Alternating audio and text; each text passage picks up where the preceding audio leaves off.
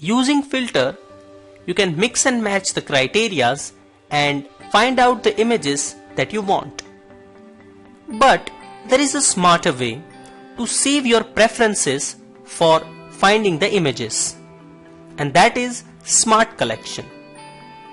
Go to the Collections panel over here, and from there you'll find out this button that says New Smart Collection.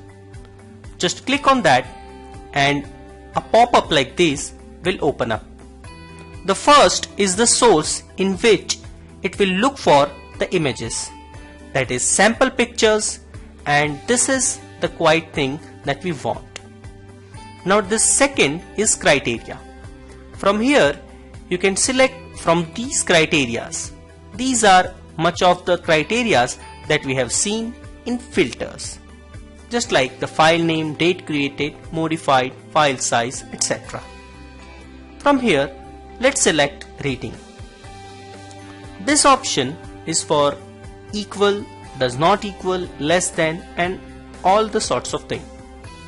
Right now, we are interested in equals. And the third is the value of these criteria. Let's select this, and here are the values. Let's say we want to look at all the 4 stars rating. So now we have selected our criteria. If you want, you can add more criteria to compose your search. But for now, I am good with these. So I'll just click on this minus button to remove this additional criteria. Now here third is results, that says match. If any criteria are met or if all criteria are met. So if you are thinking about adding more criterias, you may want to look at these options. For now, this is good for us.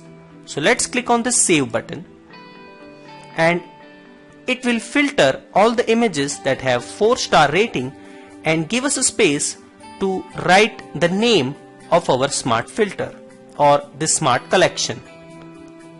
This will be a 4-star rating. So I'm just typing 4 stars, and that is it.